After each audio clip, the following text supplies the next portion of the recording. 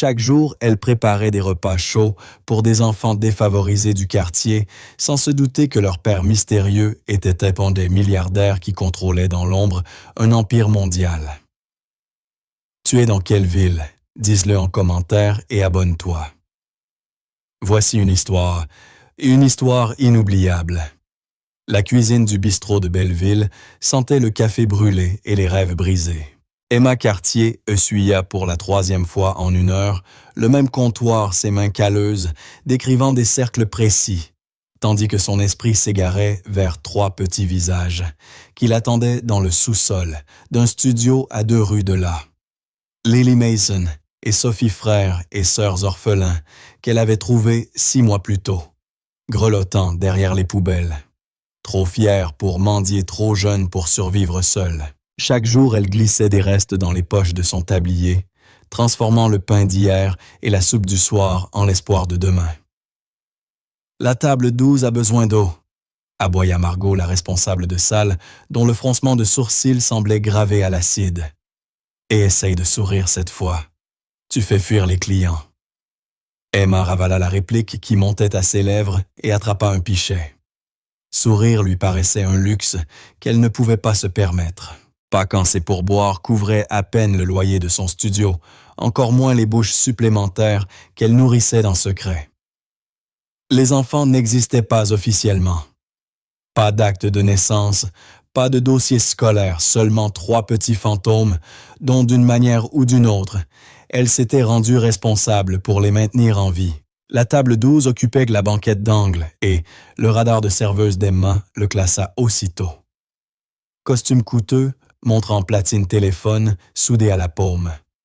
Encore un type de La Défense venu faire authentique pour Instagram. Elle s'approcha, le masque professionnel bien en place. « De l'eau », proposa-t-elle en versant déjà. Il ne leva pas les yeux. Un double café serré et ce qui ici peut passer pour comestible. Sa voix portait cette arrogance particulière des hommes qui mesurent leur valeur en portefeuille boursier. La mâchoire d'Emma se crispa. Le hachis parmentier est très demandé. Très bien, peu importe. Il fit un geste de la main dédaigneux, les yeux toujours rivés à l'écran où défilaient des colonnes de chiffres. Emma se retourna pour partir, mais son mot suivant la cloua sur place. « En fait, mettez-moi 3 hachis parmentiers. 2 à emporter avec supplément de purée. » Elle jeta un regard en arrière déconcerté. Il avait enfin levé les yeux et elle se retrouva face à des prunelles sombres qui semblaient cataloguer ses traits avec une intensité troublante. Mâchoire marquée, sans doute la trentaine bien entamée, cette beauté particulière qui vient des coachs personnels et des soins hors de prix. Tout chez lui criait l'argent de ses chaussures en cuir italien, à sa manière de s'asseoir, comme s'il possédait non seulement la banquette, mais tout l'établissement. « 3 plats, » répéta Emma. « Vous m'avez bien entendu. » Son regard glissa sur son badge. « Emma, à moins qu'il y ait un problème en cuisine. » Aucun problème. Mais son esprit s'emballait. 3 plats, tous à emporter. Il était seul. Et quelque chose dans sa façon de l'étudier, comme on résout une équation, fit picoter sa peau d'une vigilance qu'elle n'avait pas envie de reconnaître. La machine à espresso souffla, tandis qu'Emma tentait de décoder cette rencontre étrange. Les ponces de La Défense ne commandaient pas 3 hachis parmentiers à 22 heures dans un bistrot défraîchi. Il n'observait certainement pas les serveuses avec ce mélange singulier de calcul, et était-ce de la curiosité? Quand elle revint avec son café, il avait complètement abandonné son téléphone. « Depuis quand travaillez-vous ici ?» Le sourire professionnel d'Emma ne vacilla pas. « Assez longtemps, ce sera tout. Vous êtes surqualifié pour cet endroit. » Il prit le café sans rompre le contact visuel. Votre façon de bouger efficace, précise. On dirait quelqu'un formé pour bien mieux. Toutes les sonnettes d'alarme d'Emma se mirent à hurler. Elle avait passé 2 ans se construire une vie invisible, et cet inconnu décollait les couches avec une exactitude dérangeante. « La flatterie n'augmente pas les pourboires », dit-elle d'un ton égal. Quelque chose passa dans son regard, et de l'amusement. Ce n'était pas de la flatterie, c'était une observation. Alors observez en silence pendant que j'apporte votre commande. Elle battit en retraite vers la cuisine, le cœur inexplicablement affolé. Il y avait chez cet homme un danger non pas physique, mais dans sa manière de voir ce qu'elle s'acharnait à cacher. Dans la façon dont sa présence semblait remplir tout le bistrot, tout en n'occupant qu'une seule banquette. Margot l'attrapa près de la friteuse. La table 12, c'est Marc Acier. Tu sais, Acier Capital France, le gars des fonds d'investissement pesé 8 milliards d'euros. La main d'Emma se figea au-dessus des boîtes à emporter. Marc Acier. Le nom résonnait dans la finance parisienne comme une prière et une malédiction. L'homme qui avait bâti un empire à 30 ans, qui gagnait des millions, pendant que les autres dormaient, dont le toucher semblait tout changer en or. Et il était assis au bistrot de Belleville à commander 3 plats, la regardant comme une énigme à résoudre. Pourquoi il viendrait ici? Souffla Emma, plus pour elle-même que pour Margot. On s'en fiche. Ne gâche pas ça. Margot la poussa vers le passe-plat. Mais Emma était déjà en train de tout gâcher, car ses mains tremblaient légèrement, tandis qu'elle emballait les plats, et elle détestait qu'un milliardaire arrogant puisse ainsi troubler son équilibre intérieur. Elle avait déjà servi des acteurs célèbres et même des hommes liés à la pègre sans broncher. Cela ne devrait pas être différent, sauf que ça l'était. Quand elle apporta le sac à sa table, Marc Acier avait abandonné toute prétention à travailler.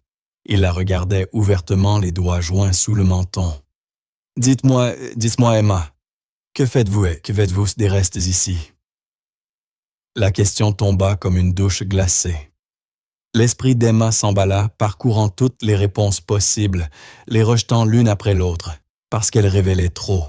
« Nous suivons les réglementations du service d'hygiène, » dit-elle finalement. « Ce n'est pas ce que j'ai demandé. C'est pourtant la réponse que vous aurez. » Elle posa fermement le sac sur la table, soutenant son regard sans ciller. « Autre chose, monsieur Acier. » Ses sourcils se haussèrent légèrement. « Vous savez qui je suis. Je sais seulement que vous êtes assis dans ma section, que vous commandez pour 30 € et que vous posez des questions personnelles. Au-delà de ça, votre fortune m'est totalement indifférente. » Un instant, le silence s'étira entre eux, comme un arc bandé. Puis Marc Acier fit quelque chose d'inattendu. Il éclata de rire. Pas un petit rire poli, non un rire franc sincère, qui transforma son visage, le rendant plus jeune et dangereusement séduisant. « Vous me plaisez, » déclara-t-il, comme s'il lui conférait un grand honneur. « J'en suis ravi, » répondit-elle sèchement en sortant l'addition. « Espèce ou carte. Dites-moi plutôt pourquoi une femme qui a une excellente posture, une diction impeccable et le vocabulaire d'une titulaire de master travaille de nuit dans un bistrot de Belleville. » Le sang d'Emma se glaça. Comment pouvait-il voir tant de choses en une seule conversation? Peut-être que j'aime l'ambiance. Ou peut-être que vous fuyez quelque chose, ou quelqu'un. Il sortit une carte American Express noire, la posa délibérément sur la table. Je reconnais ce regard. Je l'ai déjà porté moi-même. Vous n'avez jamais travaillé dans un bistrot de votre vie, répliqua Emma avant de pouvoir se retenir. Non, mais j'ai déjà caché de quoi j'étais capable pour survivre. Il existe plus d'une forme de pauvreté, Emma. Sa voix avait changé, perdant l'arrogance, pour révéler quelque chose d'humain, presque fragile. Elle ne voulait pas le voir humain. Elle ne voulait pas reconnaître la compréhension inattendue dans ses yeux. « Votre carte », dit-elle d'un ton raide, en se retirant pour encaisser. Margot surgit à son coude. « Qu'est-ce que tu lui as dit? On dirait qu'il est prêt à racheter l'immeuble. » « Rien, je n'ai rien dit. » Mais c'était un mensonge et Emma le savait. Quelque chose était passé entre eux pendant ces brefs échanges. Une reconnaissance mutuelle qui la terrifiait plus que l'attirance. Il avait percé à jour son invisibilité soigneusement construite, et pire encore, il avait laissé entendre qu'il comprenait pourquoi elle en avait besoin. Quand elle revint avec le reçu, Marc se tenait debout, le sac à la main. Il avait laissé un billet de 100 € sous la tasse à espresso. Le pourboire est excessif, dit Emma d'une voix neutre. Considérez-le comme un paiement pour la conversation. Il s'arrêta au bord de la banquette, la détaillant une dernière fois. Ces 3 repas que vous emportez chaque soir, j'espère que ceux qui les reçoivent savent à quel point ils ont de la chance. Le cœur d'Emma s'arrêta. Il savait. D'une manière ou d'une autre, cet inconnu avait deviné son secret en moins d'1 heure. Je ne vois pas de quoi vous parlez. Bien sûr que non. Son sourire était complice, non cruel. Bonne nuit, Emma Cartier. Quelque chose me dit qu'on se reverra. Et il était parti avant qu'elle puisse répondre, laissant derrière lui un billet de 100 €. Et cette impression déstabilisante que sa vie jusque-là sous contrôle venait de basculer. Les mains tremblantes, Emma débarrassa sa table et découvrit une carte de visite glissée sous le reçu Marc Acier, PDG. Acier Capital France. Appelez-moi à tout moment. Elle aurait dû la jeter oublier cette rencontre. Mais elle la glissa quand même dans la poche de son tablier, se détestant pour ce frisson d'espoir dangereux. Ce soir-là, quand Emma apporta du hachis parmentier encore chaud à 3 enfants endormis dans leur petit appartement humide, elle ne leur parla pas de l'homme, qui d'une façon inexplicable avait percé leur secret. Elle ne mentionna pas la manière dont il l'avait regardée comme si elle comptait vraiment, comme si elle était plus qu'une simple serveuse dans un bistrot mourant. Mais plus tard seule dans son studio, elle sortit la carte et contempla les lettres embossées, jusqu'à ce que sa vision se brouille. Marc Acier, 8 milliards d'euros. Et pour une raison qu'elle ne pouvait pas expliquer, il l'avait remarqué. La question qui la tint éveillée jusqu'à l'aube était simple et terrifiante. Pourquoi Marc Acier ne revint pas au bistrot le lendemain ni le surlendemain? Emma se convainquit qu'elle était soulagée que l'absence de sa présence troublante rendait ses services plus faciles. Elle réussit presque à le croire, jusqu'à ce qu'elle se surprenne à lever les yeux vers la porte chaque fois que la cloche retentissait, le cœur battant à la vue d'un homme brun en costume coûteux, qui n'était jamais lui, jamais lui. Une semaine après leur rencontre, Emma avait les bras plongés dans l'eau savonneuse du lave-vaisselle, quand le cri de Margot déchira la cuisine. Cartier, en salle tout de suite. Emma s'essuya les mains, le front plissé de confusion. Son service ne commençait pas avant 1 heure. Elle poussa la porte battante et se figea. Le bistrot de Belleville avait été métamorphosé. Là où les banquettes, en sky craquelé, s'affaissaient autrefois de nouveaux sièges en cuir brillaient. Les néons tremblotants avaient été remplacés par des ampoules Edison à la lumière chaude. Des fleurs fraîches ornaient chaque table. Et debout, au centre de cette rénovation, paraissant presque absurde dans son costume, 3 pièces se tenaient. « Marc Acier, qu'est-ce que vous avez fait ?» La voix d'Emma sortit étranglée. « Améliorez votre environnement de travail », répondit-il un geste ample, accompagnant ses mots avec une fierté nonchalante. Le propriétaire s'est montré étonnamment disposé à vendre. J'ai signé cet après-midi. Vous avez acheté le bistrot. Techniquement, c'est mon fonds d'investissement qui l'a acheté. Je supervise simplement la transition. Ses yeux brillaient de cette même lueur calculatrice qu'à leur première rencontre. Considérez cela comme un investissement communautaire. L'esprit d'Emma tourbillonna. C'est insensé. Vous n'achetez pas des bistrots. J'achète des actifs sous-évalués à fort potentiel de croissance. Marc s'approcha et Emma capta le parfum d'une eau de Cologne coûteuse mêlée à quelque chose de subtilement personnel. D'ailleurs, l'ancien propriétaire comptait vendre à des promoteurs. Votre emploi aurait disparu dans 6 mois. Donc vous êtes mon sauveur maintenant. Les mots sortirent plus acérés qu'elle ne l'aurait voulu des années d'indépendance, lui, hérissant la voix à la moindre idée de sauvetage. « Je suis un homme d'affaires qui a vu une opportunité », répondit-il calmement, même si son sourire trahissait une motivation plus intime. « Et je ne nie pas espérer que de meilleures conditions de travail vous inciteront à sourire de temps à autre. Je souris quand on me paie pour sourire. Ah oui, le fameux sourire de service, polivide conçu pour maximiser les pourboires tout en ne révélant rien. Marc pencha légèrement la tête, l'observant avec une intensité déconcertante. J'ai vu ce sourire dans les salles de conseil. Les gens s'en servent quand ils cachent qui ils sont vraiment. Les défenses d'Emma se redressèrent d'un bloc. Vous ne savez rien de moi. Alors aidez-moi à comprendre.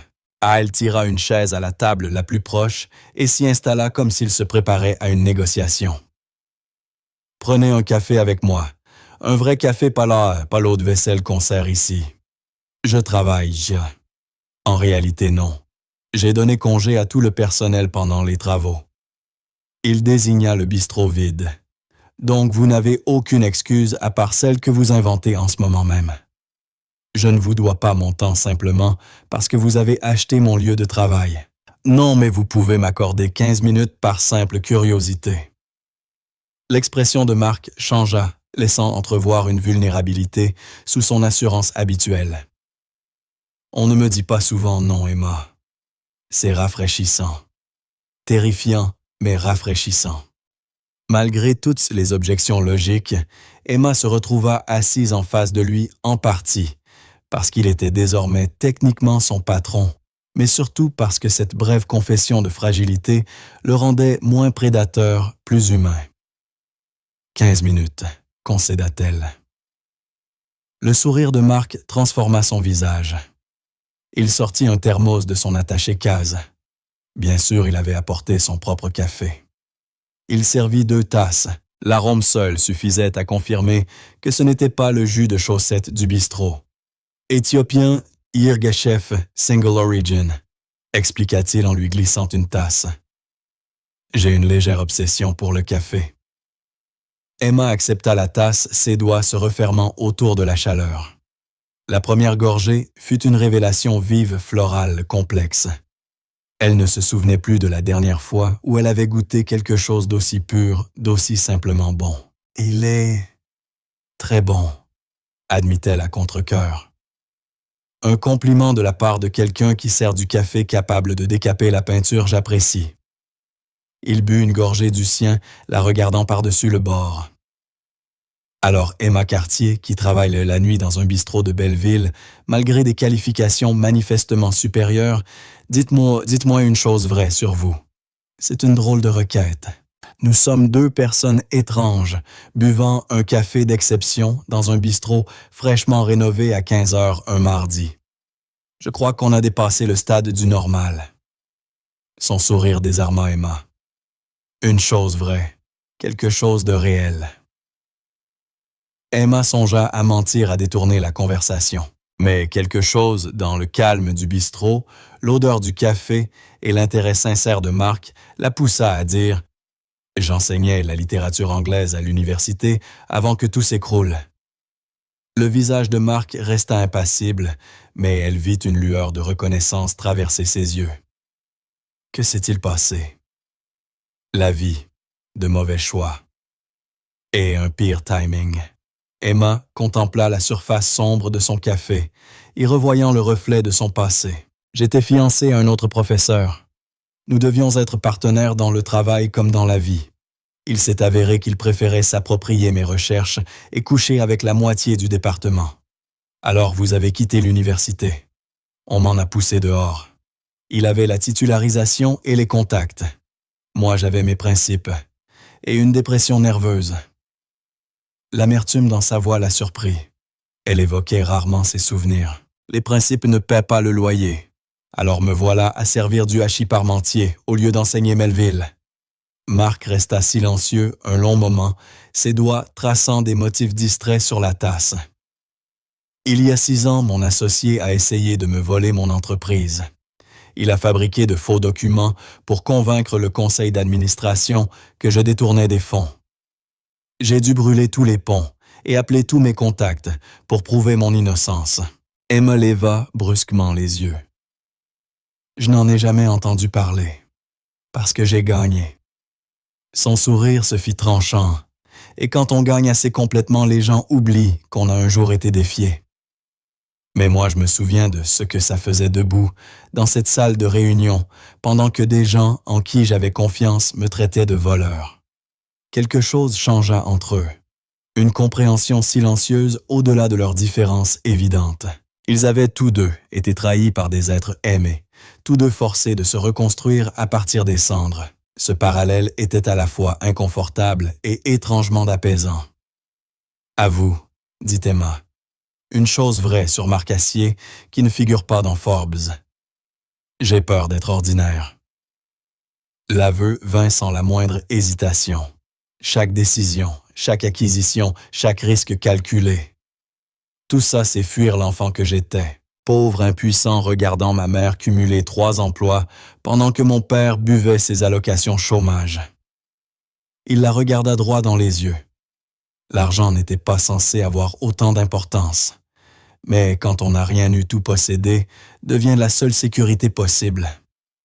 La poitrine d'Emma se serra. Elle s'attendait à de l'arrogance peut-être, à un de ces discours creux sur la philanthropie.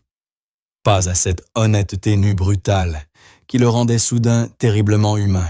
C'est pour ça que vous avez acheté cet endroit pour fuir l'ordinaire. Non, j'ai acheté ce lieu à cause de vous. Sa franchise la déstabilisa. Parce qu'en 34 ans, je n'ai jamais rencontré quelqu'un qui me regarde avec une indifférence totale. Tout le monde veut quelque chose. Les investisseurs veulent des rendements. Les femmes veulent du statut. Les employés veulent des promotions. Mais vous vouliez juste que je paie mon addition et que je parte. C'est toujours ce que je veux, dit Emma sans grande conviction. Menteuse. Son sourire était complice. Si c'était vrai, vous ne seriez pas encore assise ici. Il avait raison. Bon sang. Emma aurait dû partir maintenir une distance professionnelle avec cet homme qui littéralement avait acheté son lieu de travail. Aïe!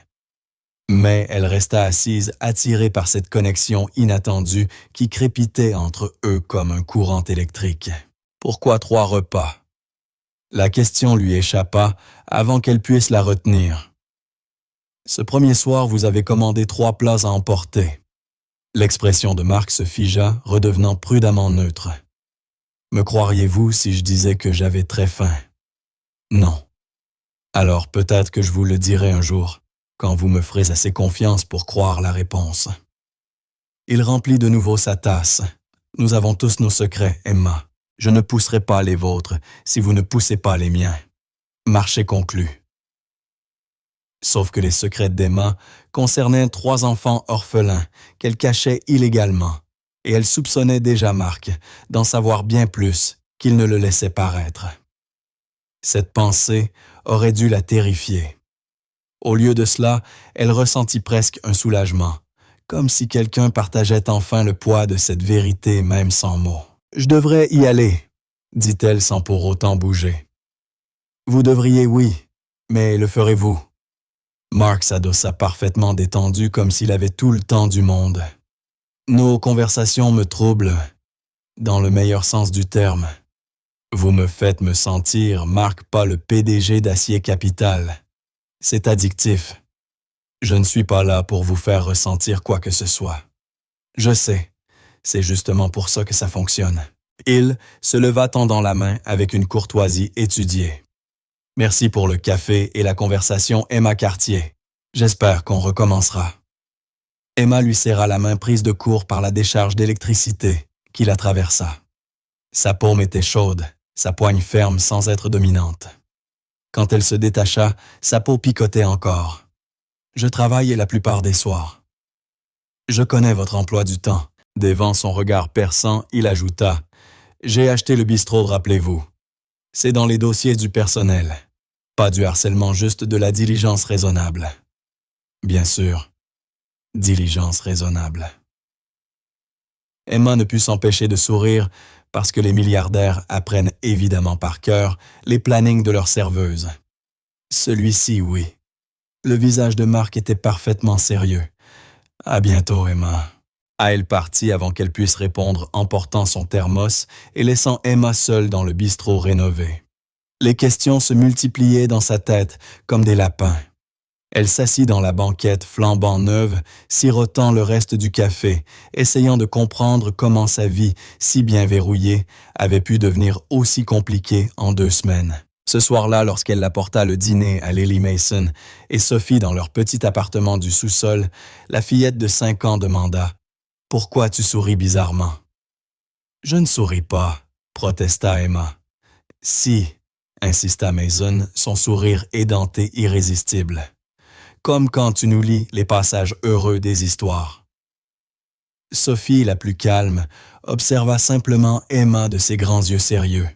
« C'est à cause du monsieur gentil. » Le sang d'Emma se glaça. « Quel monsieur gentil? »« Celui qui est venu hier. »« Il nous a donné des livres, » dit Mason. « Et il a demandé si on aimait le hachis parmentier. » L'expression de Sophie resta sérieuse. « Il a dit que tu étais très doué pour t'occuper des gens. On va le revoir. » Marc Acier avait trouvé les enfants. Bien sûr qu'il les avait trouvés. L'homme qui avait bâti un empire à partir de rien, qui voyait à travers ses défenses en une seule conversation, avait déniché le secret qu'Emma protégeait plus que tout. Elle aurait dû être terrifiée, attraper les enfants et s'enfuir. Au lieu de cela, elle demanda « Il vous a semblé gentil. » Les 3 enfants hochèrent la tête avec enthousiasme. « Il nous a lu une histoire, » raconta Lily. « Sur un chevalier courageux et une princesse maligne. Il fait les voix et tout. » Emma s'affaissa sur le vieux canapé élimé, le cerveau en ébullition. Marc Acier, milliardaire investisseur, redouté raideux d'entreprise et apparemment conteur talentueux, était venu dans un appartement humide de sous-sol à Paris et avait lu des contes de fées à 3 enfants orphelins. L'image était tellement absurde qu'elle en eut presque envie de rire. Presque, car sous cette absurdité se cachait quelque chose de bien plus dangereux. La possibilité que Marc Acier ne s'intéresse pas seulement à Emma la serveuse, ni à Emma le mystère, mais à la femme tout entière. Qu'il ait pris le temps de rencontrer les personnes les plus importantes de sa vie pour gagner leur confiance sans exiger ni reconnaissance ni remerciement. Emma sortit de son portefeuille la carte de visite qu'elle gardait depuis 2 semaines. « Appelez-moi à tout moment », promettait-elle. Son pouce suivit les lettres embossées, tandis que 3 paires d'yeux pleins d'espoir la fixaient. Peut-être était-il temps d'obtenir des réponses, et peut-être, juste peut-être, d'arrêter de fuir quelqu'un qui semblait déterminé à la rattraper. Emma appela Marc à 23h depuis la ruelle derrière le bistrot. Le téléphone serrait si fort que ses jointures blanchissaient. Il décrocha dès la première sonnerie. Emma. Sa voix portait une chaleur qui n'avait rien à faire dans un appel professionnel. « J'espérais que vous m'appelleriez.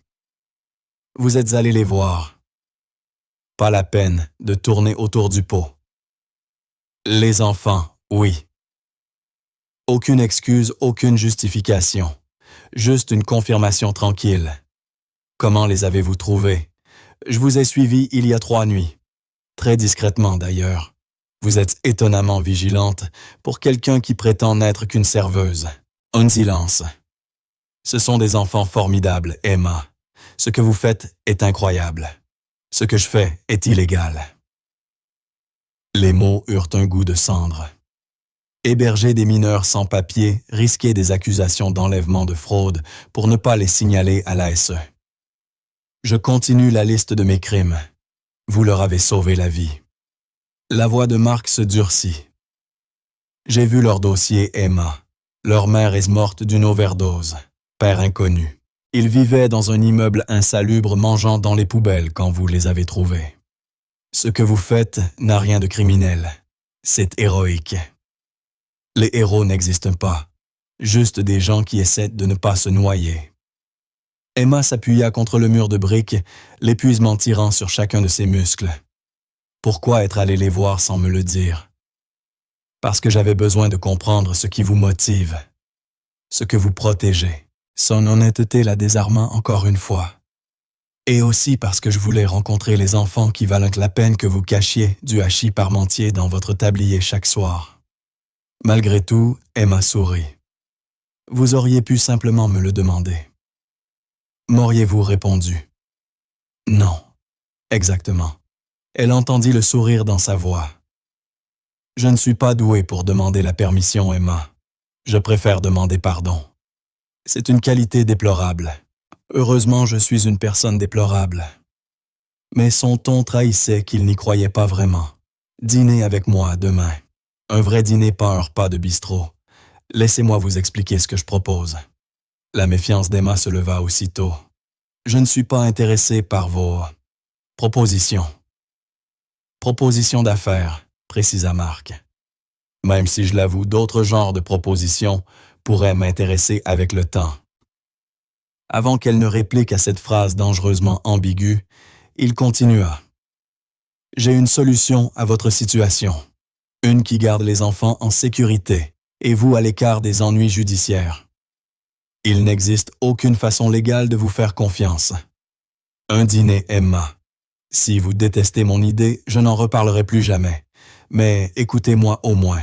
Chaque instinct rationnel lui criait de refuser, mais son instinct viscéral, celui qui lui avait souvent sauvé la vie, lui soufflait que Marc Acier, malgré toute son arrogance et sa richesse, voulait vraiment aider. Ou, je passe vous prendre à 19 heures. Portez quelque chose de confortable. Je n'ai pas... Emma s'interrompit, son orgueil se débattant contre la réalité. Elle ne possédait que 2 tenues autres que son uniforme, et aucune ne convenait à un dîner avec un milliardaire. Emma, sa voix s'adoucit. Je me fiche de ce que vous porterez. Ce qui m'importe, c'est que vous veniez. 19 heures, très bien. Elle raccrocha avant qu'il n'entende le tremblement dans sa voix. Le lendemain soir, Emma se tenait devant son immeuble, vêtue de la seule robe qu'elle possédait bleu marine, achetée dans une friperie de la rue Oberkampf 3 ans plus tôt, pour un entretien qui n'avait jamais rien donné. Elle avait essayé de se maquiller, mais avait abandonné ses mains, tremblant trop pour tracer l'eyeliner. C'était ridicule. Elle n'était qu'une serveuse sur le point de dîner avec un homme dont la montre valait sans doute plus qu'une année de son loyer. Une Mercedes noire étincelante s'arrêta devant l'immeuble Peel à 19 heures.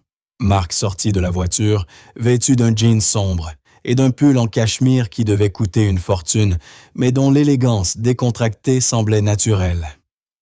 Son sourire en la voyant était sincère, presque attendri. « Vous êtes magnifique », dit-il, simplement. « On dirait plutôt que je suis habillé pour un enterrement.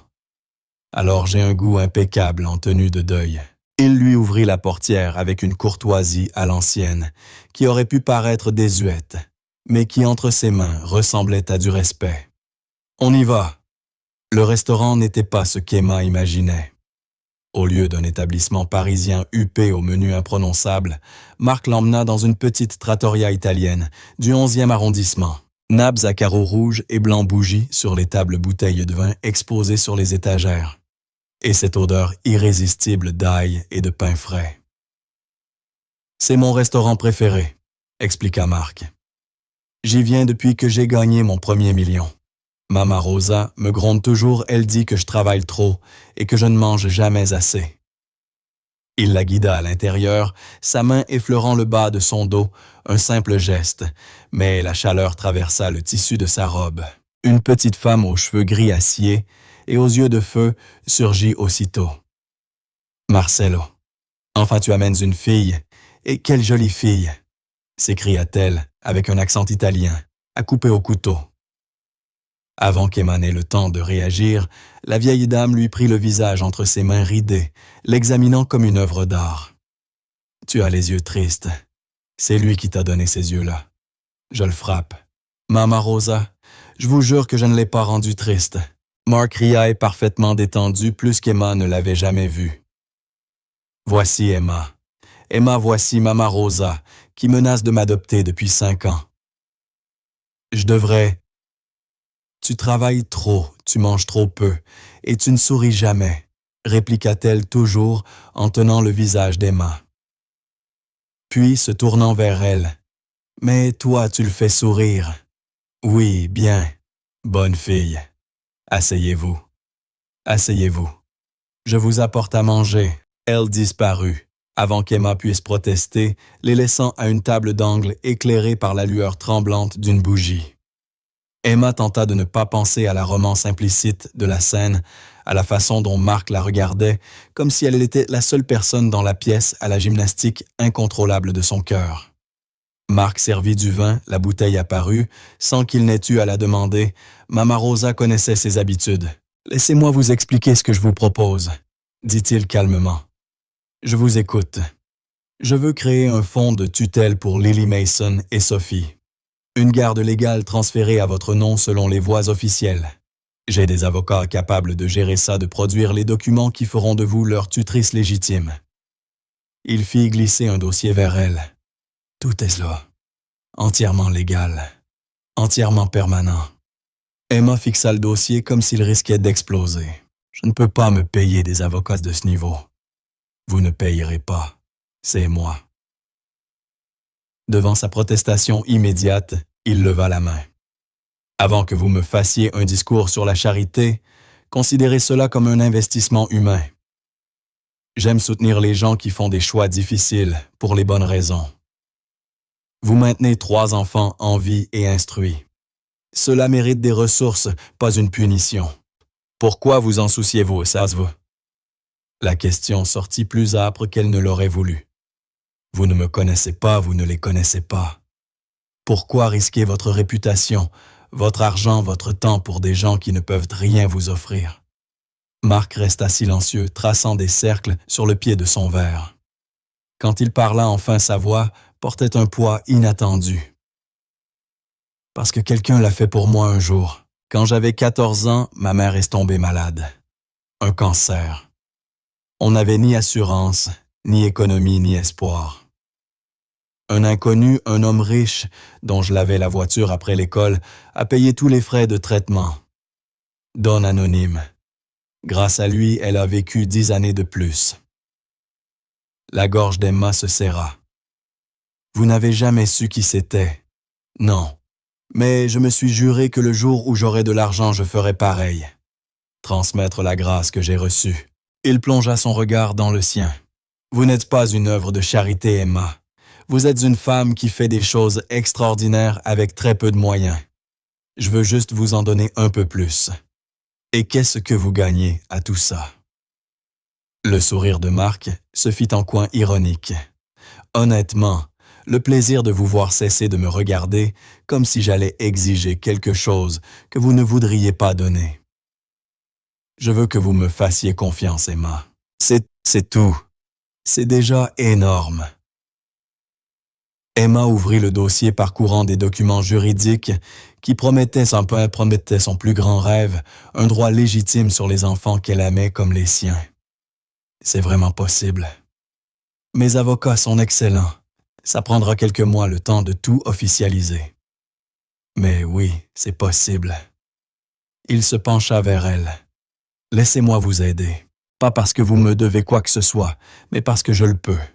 Et parce que vous en avez besoin. » Des larmes montèrent aux yeux d'Emma, des larmes dangereuses, révélatrices, qu'elle ne pouvait se permettre.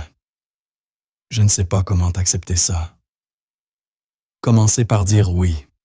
Mama Rosa revint à ce moment précis avec 2 assiettes fumantes de pâtes, marmonnant à toute allure en italien, sur le fait que Marc devait manger, plus aimer, plus vivre plus.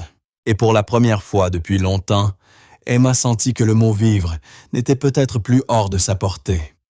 Emma saisit juste assez de mots pour comprendre que Mama Rosa leur donnait des conseils sentimentaux dont aucun des deux n'avait besoin. « Elle pense qu'on sort ensemble, » murmura Emma quand la vieille dame disparut enfin derrière le comptoir. « Nous dînons dans un restaurant romantique et je te regarde comme un adolescent transi, » répondit Marc avec un sourire désarmant. « Techniquement, c'est un rendez-vous.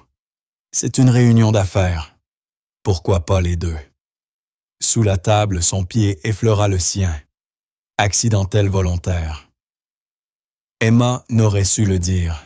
« Je suis excellent dans le multitâche, » ajouta-t-il avec une légèreté calculée. Emma aurait dû se retirer, rétablir la distance professionnelle entre elle et cet homme qui s'était imposé dans sa vie comme une tempête. Mais son pied demeura contre le sien chaud, rassurant, et elle ne bougea pas. Ils mangèrent les pâtes en parlant de tout sauf d'affaires.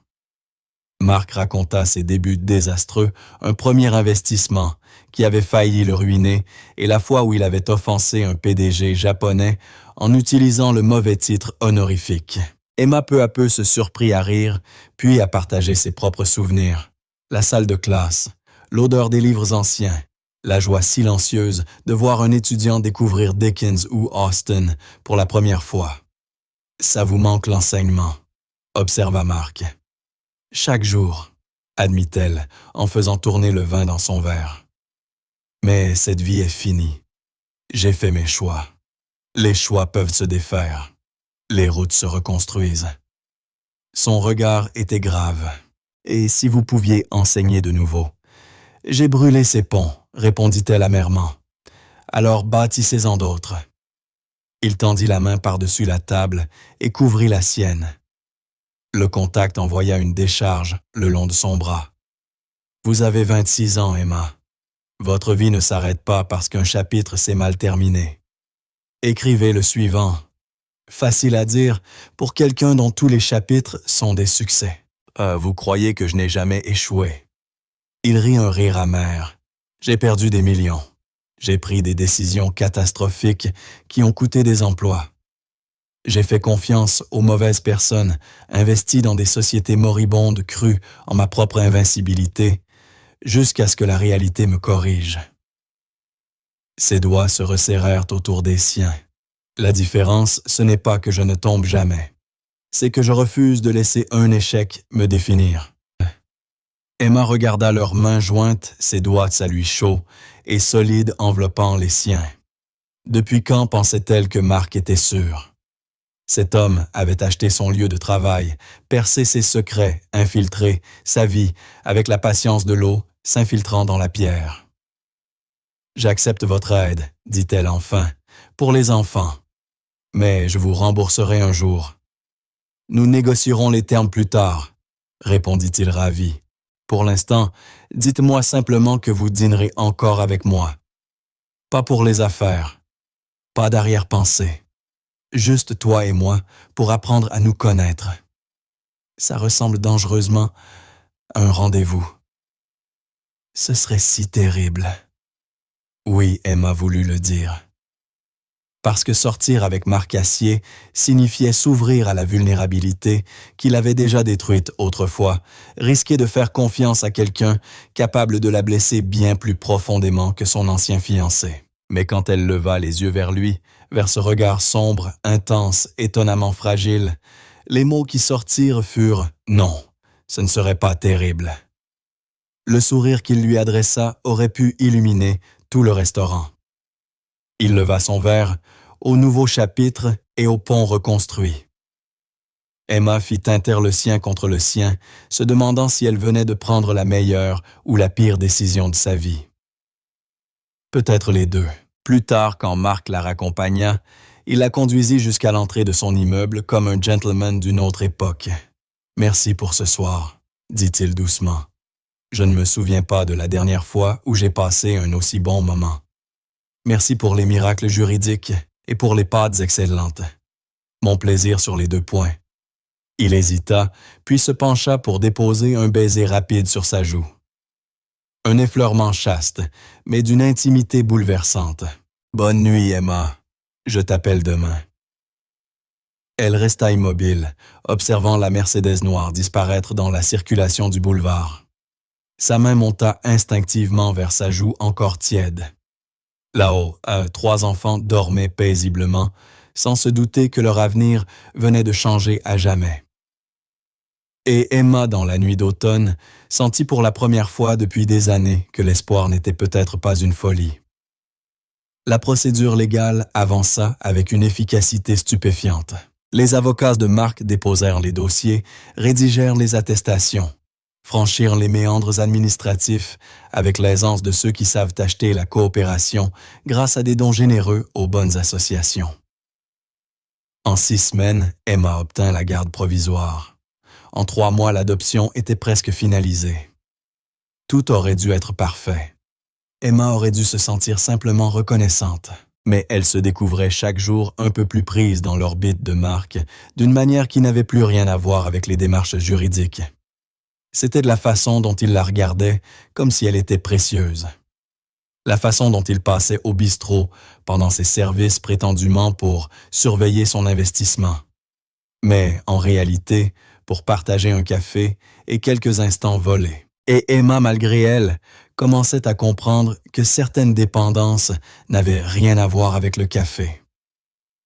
La façon dont Marc s'était peu à peu imposé dans la vie de Lily Mason et Sophie était à la fois bouleversante et terrifiante.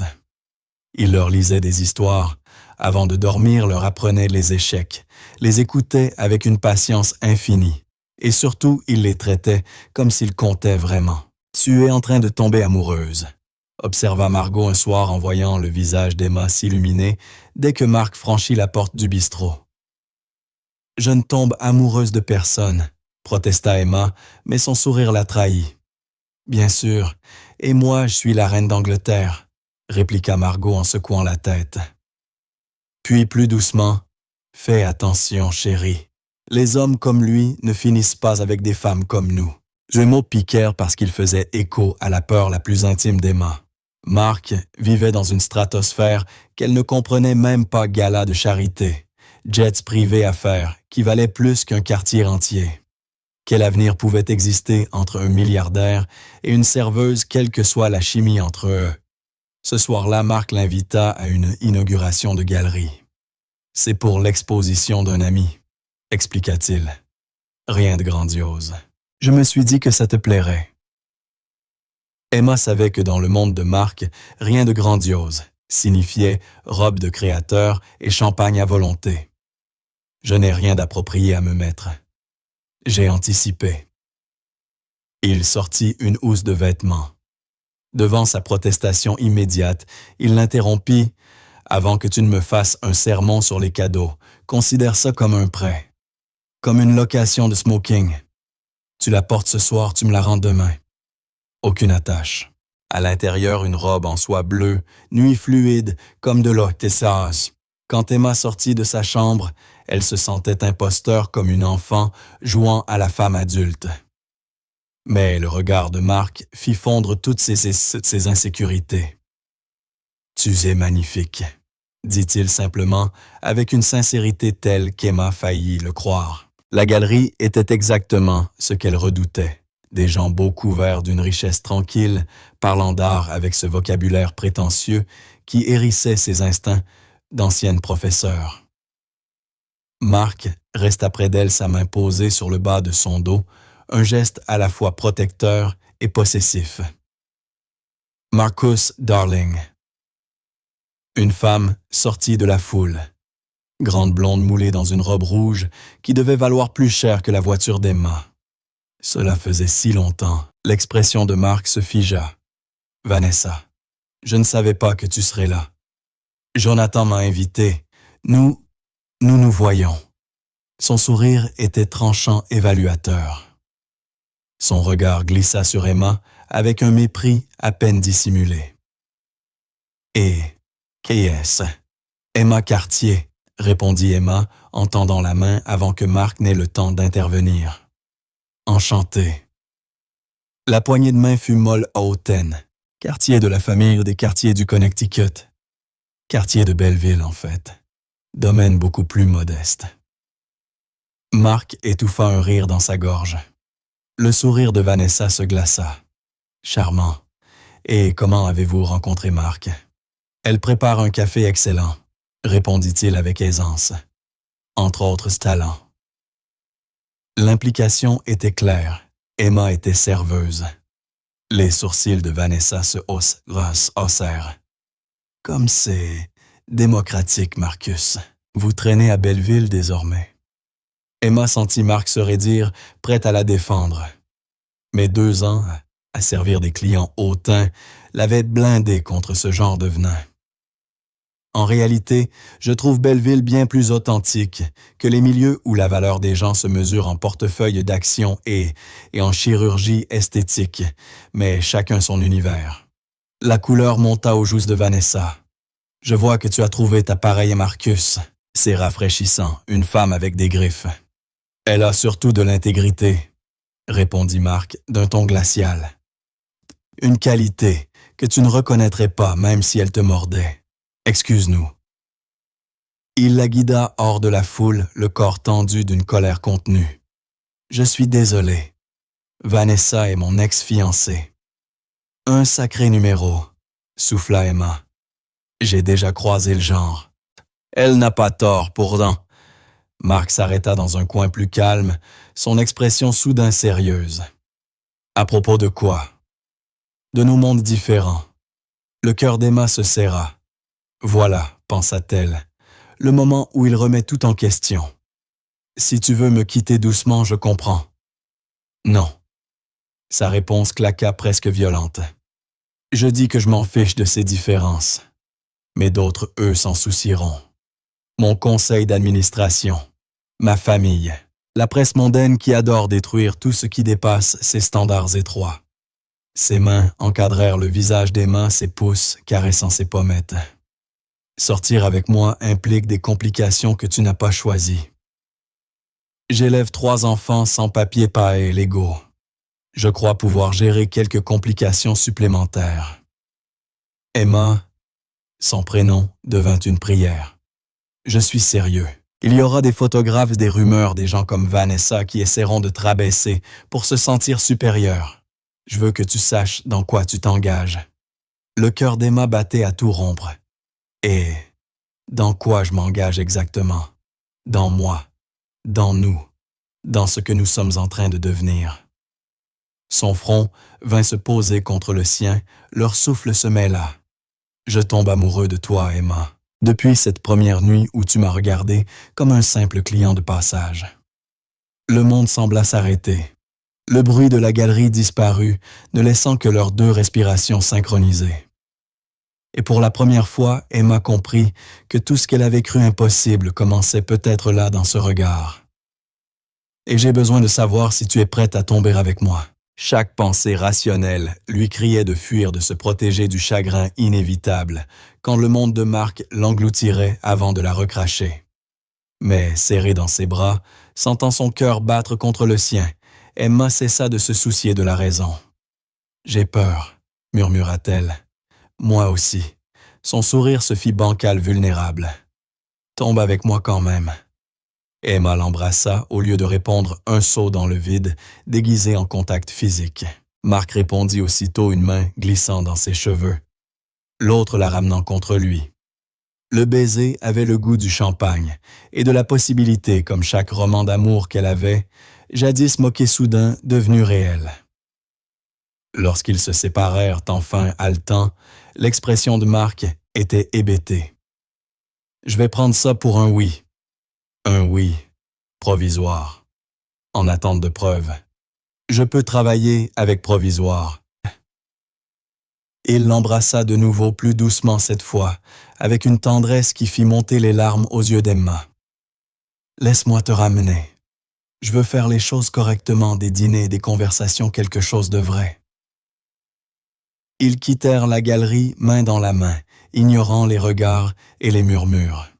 Emma se sentait mise à nu, vulnérable, terrifiée. Mais la main de Marc était solide, sa présence ancrée, et pour la première fois depuis des années, elle osa croire que le bonheur n'était peut-être pas une illusion. Le lendemain matin, le téléphone d'Emma explosa de notifications. Son estomac se noua avant même qu'elle ne regarde. Le titre dans la presse mondaine était impitoyable. Le milliardaire Marc Acier s'encanaillant avec une serveuse chute ou coup de pub. La photo les montrait sortant de la galerie, la main de Marc posée protectrice sur son dos. Mais l'article était venimeux, spéculant sur les intentions d'Emma, insinuant qu'elle était une chercheuse d'or, s'interrogeant sur ce qu'une simple serveuse pouvait bien offrir à un homme de son rang. Son nom complet, son adresse même, des détails sur le bistrot furent publiés. Ses mains tremblaient en faisant défiler les commentaires sur les réseaux des inconnus, se sentaient autorisés à juger sa valeur, son histoire, son existence. L'exposition publique était une violation, une humiliation. Quand Marc appela 1 heure plus tard, Emma répondit d'une voix brisée comme du verre. « Tu as vu, Je m'en occupe. Mon équipe de communication gère déjà. Comment Marc, tu ne peux pas dépublier un article? Tu ne peux pas effacer cette photo. Ils savent où j'habite, où je travaille, où les enfants. Sa voix se brisa. C'est exactement ce que je redoutais. Emma, s'il te plaît, ne laisse pas ces torchons détruire ce qu'on construit. Qu'on construit. Sa voix claqua pleine de colère et de douleur. On a eu un baiser, Marc. Un parfait stupide baiser. Ça n'efface pas la réalité. Tu es un milliardaire. Je suis une serveuse qui élève 3 enfants dans un sous-sol de Belleville. Ça ne pouvait pas marcher. Donc tu abandonnes juste comme ça, je te pensais plus courageuse que ça. Et moi, je te pensais capable de comprendre ce que c'est de n'avoir rien. Les larmes d'Emma jaillirent brûlantes. Mais tu es riche depuis si longtemps que tu as oublié ce que c'est d'être vulnérable. De voir ta vie disséquée pour divertir les autres. Je ne peux pas, Marc. Je ne peux pas exposer les enfants à ce cirque. Les enfants vont bien. J'ai déjà organisé leur sécurité. Tu ne comprends pas. Le cri d'Emma résonna, la surprenant elle-même. Je ne veux pas de ta sécurité, ni de ton argent, ni de tes solutions à des problèmes que tu as créés en m'attirant dans ton monde. Je veux que tu nous laisses tranquilles. Un silence lourd final s'installa. Quand Marc parla de nouveau, sa voix était maîtrisée presque glaciale. Si c'est vraiment ce que tu veux, c'est ce que je veux. Alors je respecterai ton choix. Les démarches d'adoption continueront, c'est non négociable. Mais je ne te contacterai plus. Une pause. Derrière le ton professionnel, elle entendit la douleur. Je suis désolé, Emma, pour tout. Il raccrocha avant qu'elle ne puisse répondre. Emma resta assise dans son petit appartement, la robe de soie bleue encore suspendue à la porte, se demandant si elle venait de prendre la décision la plus intelligente ou la plus lâche de sa vie. 1 heure plus tard, les enfants la trouvèrent en larmes. Lily grimpa sur ses genoux, ses petites mains, ses petites mains caressant ses jouets mouillés. « C'est le gentil monsieur qui t'a rendu triste. » « Non, mon cœur. C'est moi qui me suis rendu triste. » Elle les serra tous les 3 contre elle, inspirant leur confiance innocente. « Mais ça va aller. On s'en sort toujours. » Elle le crut du moins jusqu'à l'appel de Margot ce soir-là. Sa voix était douce, mais son message glaça le sang d'Emma. Les papiers d'adoption ont été rejetés. Quoi? Quelqu'un a déposé une plainte affirmant que tu es une tutrice inapte. Signalement anonyme aux services sociaux, logement instable, revenus insuffisants. Tout le dossier. Le monde d'Emma vacilla. Mais les avocats de Marc, ils ne peuvent rien faire. Pas contre une enquête officielle, répondit Margot tristement. Ils envoient une assistante sociale demain matin. Emma resta figée, le téléphone glissant lentement de sa main. Autour d'elle, le silence se fit pesant brisé seulement par le souffle régulier de 3 enfants endormis inconscients que tout ce qu'ils avaient failli obtenir risquait encore une fois de leur être arraché. S'ils décident que les enfants vivent dans un environnement dangereux, Margot ne termina pas sa phrase. Elle n'en avait pas besoin. Emma savait exactement ce que cela signifiait. Elle l'avait vu chez ses anciens élèves, ses regards hantés, cette colère défensive, cette certitude viscérale d'être remplaçable. Son regard glissa vers Lily Mason et Sophie assise sur le tapis, jouant aux cartes en sécurité, aimées à elle. Puis elle sortit son téléphone et fixa le nom Marc Acier sur l'écran. L'orgueil lui soufflait d'affronter seul à seul, la peur de supplier à nouveau. Mais quand elle pensa à ses 3 enfants, risquant d'être avalés par un système, incapable de les aimer, de les défendre, de les voir pour les miracles qu'ils étaient, le choix devint évident. Elle appela. Il répondit immédiatement. « Emma, j'ai besoin de toi, » dit-elle la voix brisée. « J'ai besoin d'aide. Je suis désolée de t'avoir repoussé, mais là j'ai besoin. J'arrive. Pas d'hésitation. Pas de questions. Juste, tiens bon, j'arrive. » Emma raccrocha et serra les enfants contre elle, priant de ne pas commettre une nouvelle erreur catastrophique en confiant son cœur à cet homme. 30 minutes plus tard, un coup frappait à la porte. et Mark entra accompagné d'une équipe qu'Emma n'avait pas imaginée. 2 avocats, une travailleuse sociale et une femme élégante d'une 40aine d'années se présentant comme Dr. Patricia Chen, psychologue pour enfants. En quelques minutes, son minuscule appartement fut transformé en salle de guerre dossier, étalée sur la table ordinateur, allumée voix basse et concentrée. Les enfants tassés sur le canapé observaient la scène avec de grands yeux anxieux. « Raconte-moi tout », dit Mark, son attention entièrement fixée sur elle. La blessure de leur dernière conversation semblait avoir été verrouillée derrière une armure froide. À sa place, le stratège impitoyable qui avait bâti un empire.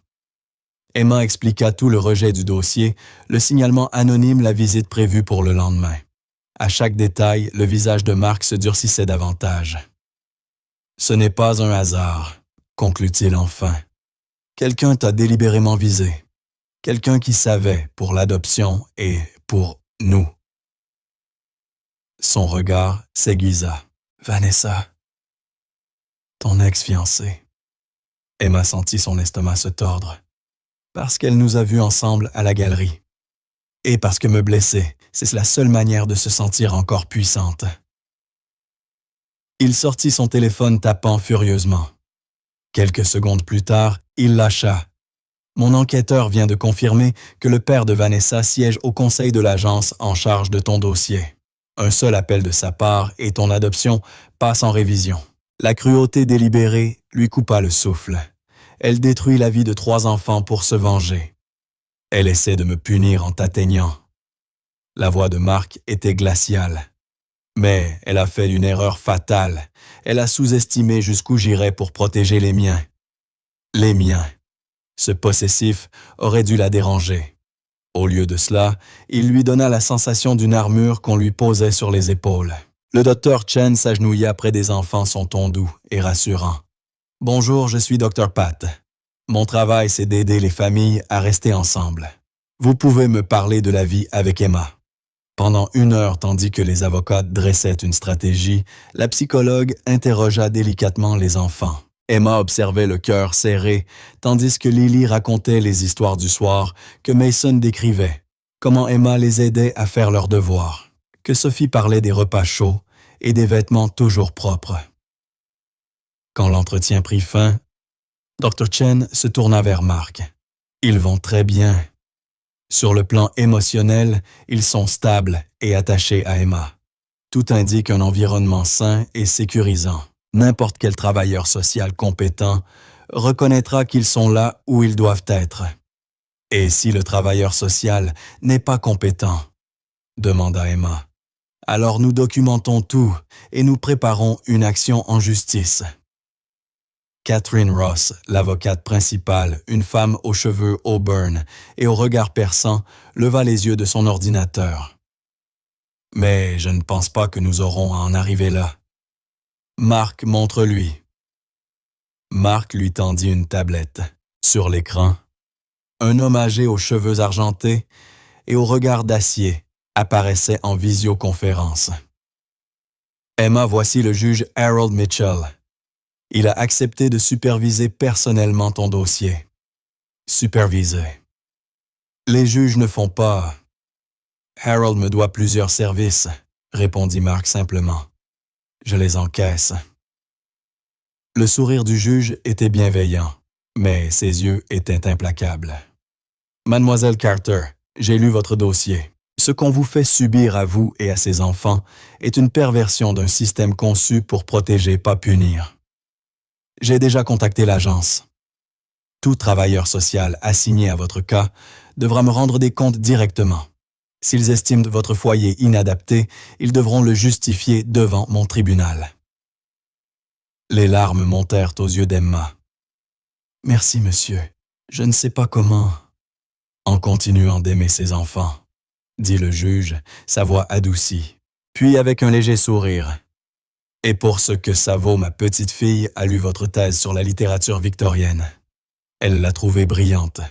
La perte du monde académique et le gain de ses enfants. » L'écran s'éteignit. Emma resta immobile, la tablette entre les mains, le cœur battant, les larmes coulant silencieusement. Elle leva enfin les yeux vers Marc, debout devant elle, calme, assurée incarnation vivante du miracle qu'elle n'avait jamais osé espérer. « Tu as retrouvé ma thèse ?» demanda Emma, encore incrédule. « J'ai lu tout ce que tu as écrit. Tu es extraordinaire, Emma. Je voulais que tu t'en souviennes. » Son expression était douce, vulnérable. « Je sais que tu es en colère contre moi, que j'ai compliqué ta vie sans que tu le demandes. Mais je le pensais vraiment, tout ce que je t'ai dit. Je tombe amoureux de toi. Et je protège ce que j'aime. » Ce mot « aime » resta suspendu entre eux, comme un pont qu'aucun n'osait franchir. « Marc » commença Emma. Mais Sophie l'interrompit, sa petite voix tremblante. « Est-ce qu'on va aller bien? La méchante dame ne peut pas nous emmener. » Marc s'approcha, s'agenouillant, pour être à sa hauteur. « Personne ne te prendra à Emma. Je te le promets. Tu sais ce que je fais comme travail? Oh, t'es très riche, » intervint Mason avec sérieux. Marc sourit. « Je suis surtout très têtu. Quand je décide que quelque chose est important, je n'abandonne pas. Et vous trois, vous êtes la chose la plus importante au monde pour Emma. Donc vous êtes important pour moi aussi. Alors non, la méchante dame ne gagnera pas, parce que je ne la laisserai pas faire. » Lily grimpa spontanément dans ses bras, confiante. Emma la regarda bouleversée, observant ce PDG milliardaire serrer une fillette orpheline de 5 ans avec une douceur instinctive. Quand avait-il appris à faire ça? Quand était-il devenu quelqu'un vers qui les enfants couraient au lieu de fuir? Plus tard, quand l'équipe juridique partit et que les enfants s'endormirent, Emma et Marc restèrent debout dans la minuscule cuisine, buvant un café infect. Le contraste avec leur premier café partagé, un yirgacheffe éthiopien, dans un bistrot rénové, aurait pu prêter à rire. « Je suis désolé, » dit Emma d'une voix basse, « pour ce que j'ai dit au téléphone. Tu n'as pas créé ces problèmes. Tu as essayé d'aider et je t'ai repoussé parce que j'avais peur. Tu avais toutes les raisons d'avoir peur. » Marc posa sa tasse sérieux. « Je t'ai entraîné dans mon monde sans te préparer aux conséquences, mais un maman sait qui je suis. Ma vie vient avec des photographes des magazines et des gens comme Vanessa qui utilisent la cruauté comme une monnaie d'échange. Si tu es avec moi, c'est ça la réalité. » Il prit une inspiration, ses yeux ancrés aux siens. « Et si tu ne peux pas supporter cette réalité, alors je m'éloignerai. Parce que je ne te forcerai jamais à vivre une vie qui te rend malheureuse. » Sa voix restait calme, mais la douleur vibrait sous la maîtrise. « Mais j'espère que tu me donneras une autre chance. Laisse-moi te montrer qu'il n'y a pas que les tabloïds. Il y a aussi du bon. Le pouvoir d'aider, de changer les choses, de construire quelque chose qui a du sens. » Bah, il n'est pas ça. Emma pensa à tout ce qu'il avait fait. L'équipe d'avocats apparut en 30 minutes. Le juge qui avait personnellement pris en charge leur dossier et la manière dont Marc avait tout laissé tomber pour venir sans exiger ni excuse, ni explication. « Pourquoi moi ?» demanda-t-elle. « Tu pourrais avoir n'importe qui. Quelqu'un de ton monde qui en connaît les règles. Parce que toutes les femmes de mon monde veulent Marc Acier, le milliardaire. Et toi, tu es la seule à avoir jamais voulu juste Marc. » Il s'approcha, posant ses mains doucement sur ses épaules. « Tu me vois, Emma. Pas mon compte en banque, pas mes contacts. Moi. Tu sais à quel point c'est rare, à quel point c'est précieux. » Les défenses d'Emma s'effondrèrent. Elle s'était protégée si longtemps contre la douleur potentielle qu'elle n'avait pas vu combien elle en infligeait à celui qui n'avait fait que tendre la main. « J'ai peur, » murmura-t-elle. « Peur de perdre les enfants. Peur de me perdre dans ton monde. Peur de t'aimer et que ça me détruise, comme la dernière fois. La dernière fois, tu as aimé quelqu'un qui t'a volé. Ses pouces effleurèrent ses pommettes.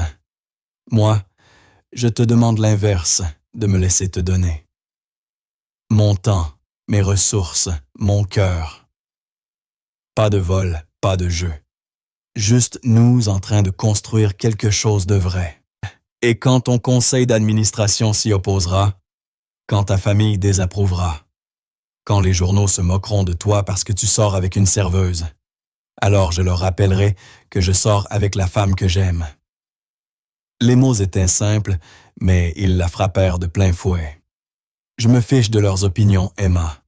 Je me fiche du monde entier. Ce que je veux savoir, c'est quelle est la tienne. Est-ce qu'il y a une chance que tu ressentes la même chose? » Le cœur d'Emma battait si fort qu'elle en avait le vertige.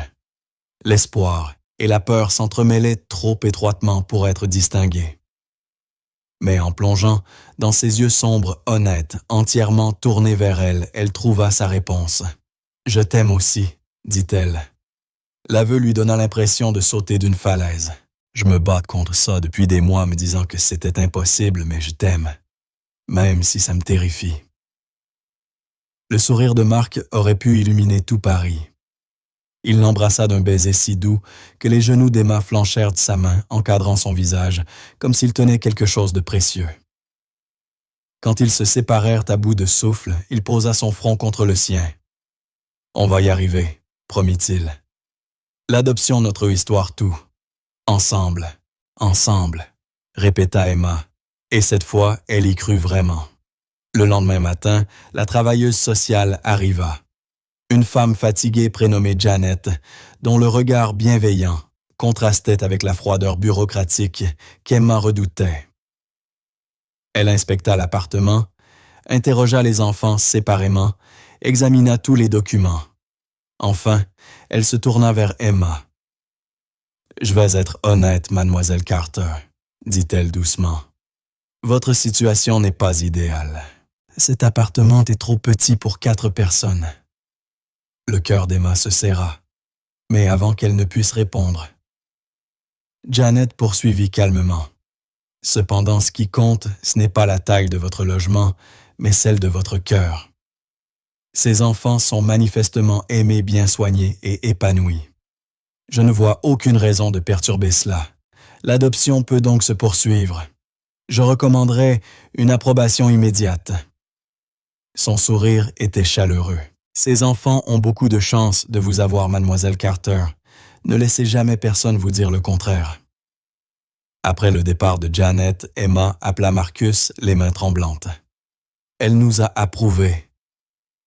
Nous allons être une vraie famille. » Le rire de Marcus, pur et joyeux, traversa le combiné. « Je n'en ai jamais douté. Félicitations, Emma, c'est ton mérite. »« Notre mérite, » corrigea-t-elle doucement. La précision lui sembla importante. « Je n'aurais jamais pu y arriver sans toi. » Partenaire, dans ceci et dans tout le reste, répondit-il, la voix soudain plus tendre. Emma pensa alors à ce que signifiait vraiment l'idée de lier sa vie à celle d'un homme dont le monde la terrifiait de faire à nouveau confiance après la trahison, de choisir l'amour malgré toutes les raisons logiques de s'en protéger. « Partenaire, » confirma-t-elle enfin. En toute, cette nuit-là, après que les enfants se furent endormis, Emma resta debout à sa fenêtre observant la rue de Montmartre en contrebas. Son téléphone vibra un message de Marcus. « Regarde dehors. » Emma ouvrit la fenêtre. En face, adossée à sa voiture, une Mercedes noire. Marcus levait les yeux vers son appartement, un sourire aux lèvres, qui fit battre son cœur plus vite. Même à cette distance, elle sentit cette connexion invisible entre eux. Ce fil inexplicable né autour d'un café est devenu quelque chose d'extraordinaire. Elle enfila sa veste, descendit en courant et se jeta dans ses bras dès qu'elle atteignit le trottoir. Marcus la rattrapa facilement, la faisant tournoyer comme dans un film romantique absurde. « Qu'est-ce que tu fais ici ?» rit Emma contre son épaule. « Je voulais te voir, être sûr que tu allais bien. » Il la reposa au sol, mais garda les bras autour de sa taille. « Et peut-être te voler un baiser avant de rentrer dans mon grand appartement vide. »« Ton appartement vide a l'air affreux, » répondit-elle d'un ton faussement grave. « Comment vas-tu survivre? »« C'est difficile, » plaisanta-t-il, son sourire joueur. « À moins que tu n'envisages de venir le visiter un jour. J'ai un café excellent et une vue qui pourrait te convaincre que l'immobilier hors de prix a ses avantages. » C'est ta façon de m'impressionner avec ta richesse. Non, c'est ma façon de partager ma vie avec toi. Il y a une différence. Il écarta doucement une mèche de cheveux de son visage. Je veux que tu vois tout, Emma. Le beau, le compliqué, l'excès absurde. Et qu'ensuite tu décides s'il y a une place dans ce monde pour une serveuse et 3 enfants extraordinaires. La gorge d'Emma se serra. Il ne lui demandait pas de changer, mais de s'élargir, de prendre sa place dans un univers qui n'avait pas été conçu pour elle. L'offre était à la fois terrifiante et grisante. « D'accord », souffla-t-elle. « Montre-moi ton monde, Marcus, tout. » Son baiser en réponse avait le goût d'une promesse, d'une possibilité, comme si chaque chose impossible devenait soudain miraculeusement réelle. 6 mois plus tard, Emma se tenait dans le penthouse de Marcus, observant de la neige tomber sur Paris, toujours un peu étourdie par la trajectoire de sa vie. L'adoption avait été finalisée 3 mois plus tôt. Lily Mason et Sophie étaient désormais officiellement les siens, aux yeux de la loi, comme de son cœur. Marcus avait assisté à l'audience, tenant sa main, pendant que le juge signait les documents qui transformaient leur petite famille improvisée en quelque chose de reconnu et de permanent. Mais la transformation allait bien au-delà du papier. Marcus avait tenu parole, il lui avait fait découvrir son monde, celui de la richesse et du pouvoir avec patience et humour. Emma avait assisté à des soirées caritatives et des dîners d'affaires dans des hôtels particuliers, apprenant à naviguer dans les conversations de gens dont les investissements dépassaient ses économies de toute une vie. Certains l'avaient accueillie chaleureusement. D'autres, comme Vanessa et son cercle, affichaient leur mépris à travers des remarques acides et des exclusions polies. Emma avait appris à s'en moquer. « Tu penses trop fort », murmura Marcus en passant ses bras autour de sa taille par derrière. « J'entends ton cerveau travailler depuis l'autre côté de la pièce. » Emma se détendit contre lui. « Je réfléchissais juste à la bizarrerie de la vie. Il y a 1 an, je cachais du pain de viande dans mon tablier. Aujourd'hui, je bois du vin qui coûte plus cher que mon loyer mensuel. Techniquement, tu caches encore du pain de viande. Les enfants en réclament chaque semaine. » Son souffle chaud frôla son oreille. « Certaines choses de ces choses ne devraient pas changer. » Emma travaillait effectivement toujours au petit bistrot de quartier en partie, parce qu'elle aimait ses habitués en partie, parce qu'elle refusait de dépendre financièrement de Marcus malgré ses offres répétées de l'aider. Ils s'étaient disputés à ce sujet plus d'une fois avant de trouver un compromis. Emma suivrait une formation pour redevenir professeure de littérature à temps partiel, tout en gardant quelques heures au bistrot. Et tandis que la neige continuait de tomber sur Paris, Emma sut qu'elle n'avait plus besoin de fuir. Parce qu'elle avait trouvé ce que toutes les histoires promettaient sans jamais garantir un amour vrai ancré et un foyer petit peut-être mais infini. « J'ai quelque chose pour toi », dit Marcus en la relâchant pour aller chercher un dossier sur son bureau. « Un cadeau de Noël en avance. » Emma l'ouvrit, puis se figea. À l'intérieur se trouvait une lettre de l'Université de la Sorbonne. Département de littérature anglaise, lui offrant un poste de chargé de cours pour le semestre suivant. « Marcus, comment? » « Je n'ai rien fait à part transmettre ton CV mis à jour à un ami du comité de recrutement. Ils ont lu ta thèse et ont voulu te rencontrer. Tu as fait le reste. » Son sourire était fier. « Tu retournes enseigner Emma, par ton propre mérite. » Des larmes montèrent aux yeux d'Emma. Elle croyait cette porte définitivement close, sa carrière académique détruite par la trahison de son ancien fiancé. Mais Marcus lui avait appris qu'un seul acte de cruauté ne définissait pas sa valeur ni ses capacités. « Merci », murmura-t-elle. « Merci d'avoir cru que je pouvais le faire. »« Je n'en ai jamais douté », répondit-il en la serrant contre lui et déposant un baiser sur son front. « Tu es extraordinaire, Emma Carter. Je suis simplement heureux que le reste du monde commence enfin à s'en rendre compte. » L'interphone sonna, les enfants revenaient de la patinoire avec l'assistante de Marcus.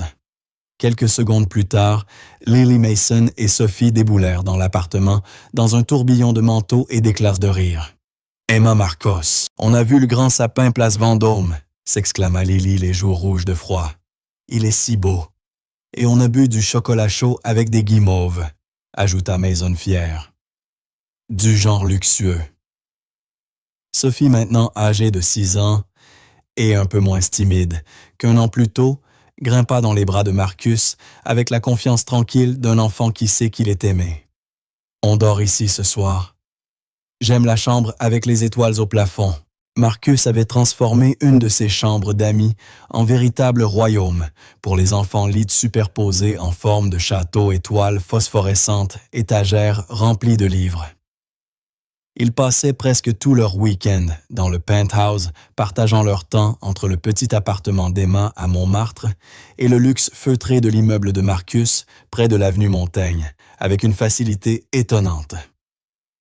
« Oui, on reste », confirma Emma. « Mais d'abord les devoirs. Les fiches de maths ne se feront pas toutes seules. » Les enfants gémirent, mais obéirent sortant cahiers et crayons pendant qu'Emma supervisait, et que Marcus, désormais en vêtements confortables, venait s'asseoir avec eux. La scène avait quelque chose de si naturel qu'on en oubliait presque combien elle était improbable un PDG milliardaire aidant à faire les devoirs de 3 enfants adoptés, tandis que leur tutrice corrigeait des copies sur un canapé en cuir italien. Plus tard, une fois les enfants endormis dans leur lit château, Emma et Marcus retrouvèrent le salon. Dehors, la neige continuait à tomber, transformant Paris en tableau vivant.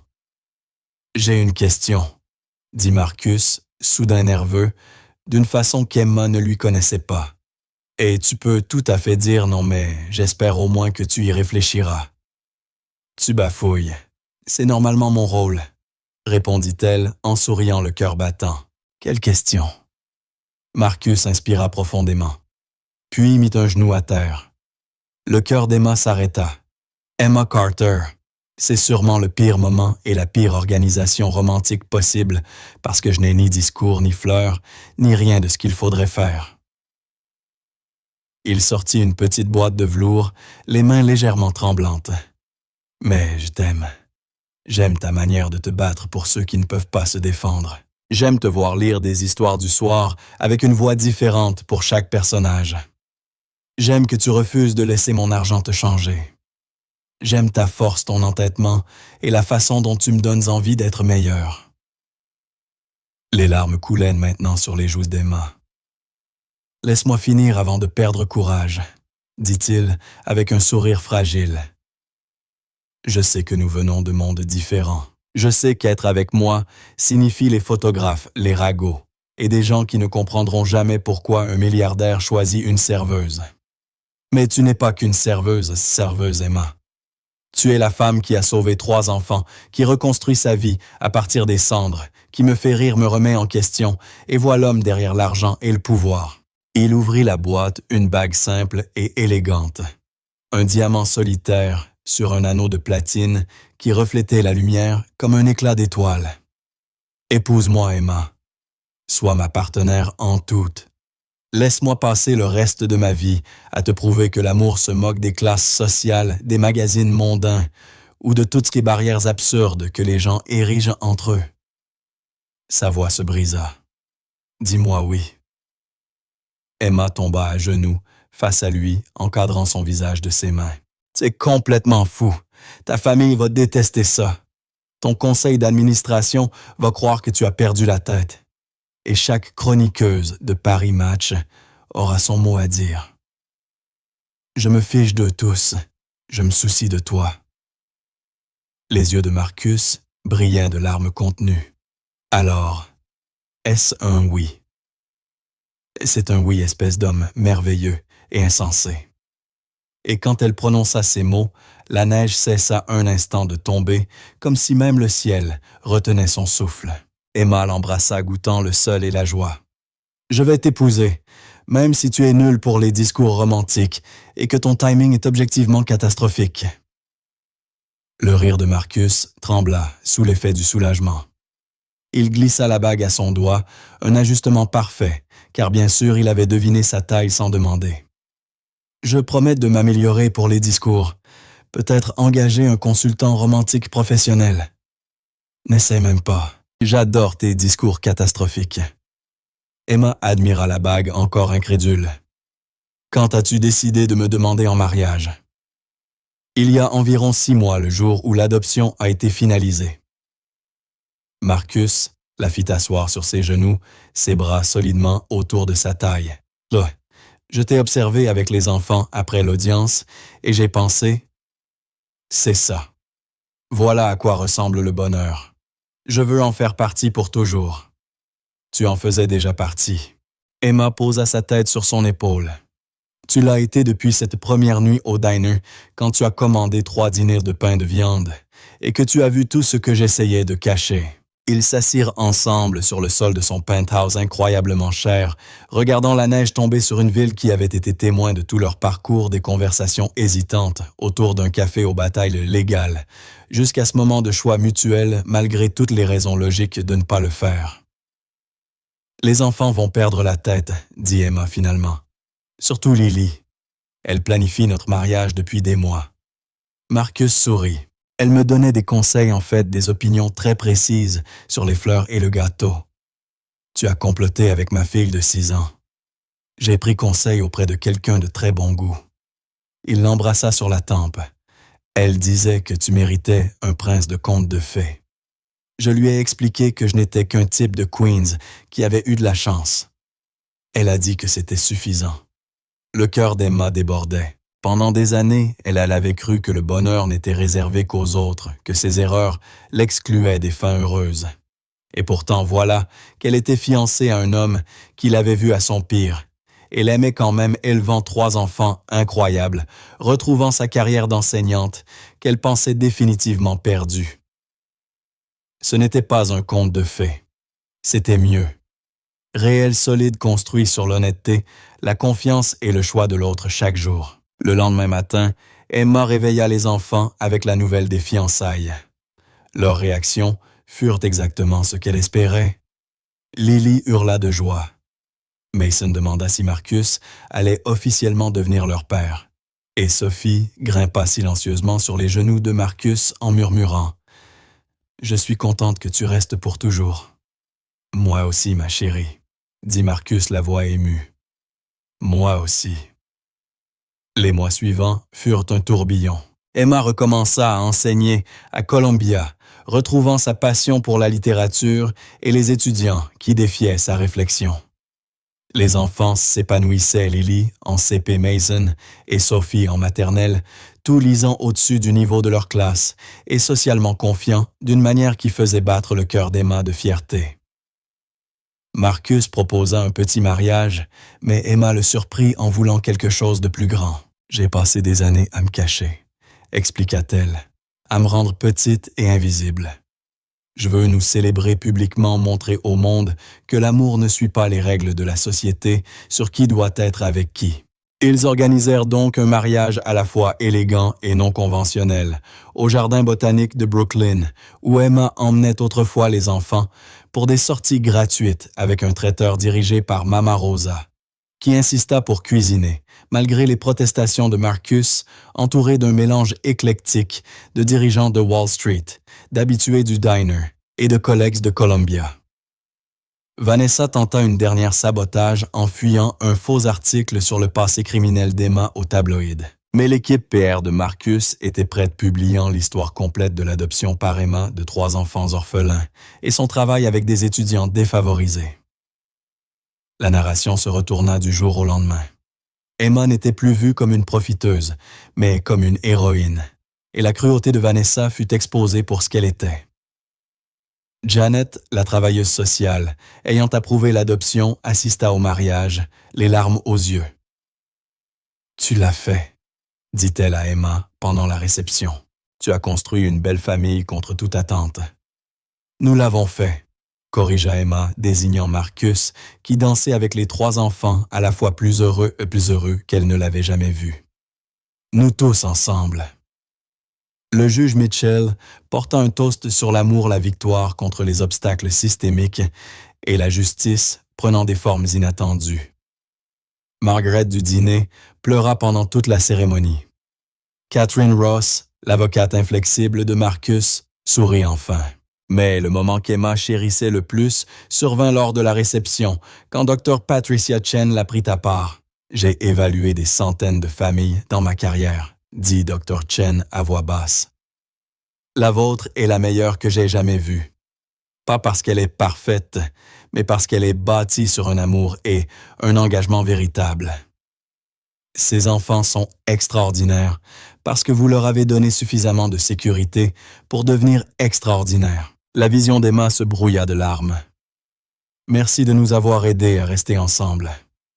Merci d'être quelqu'un pour qui il vaut la peine de se battre.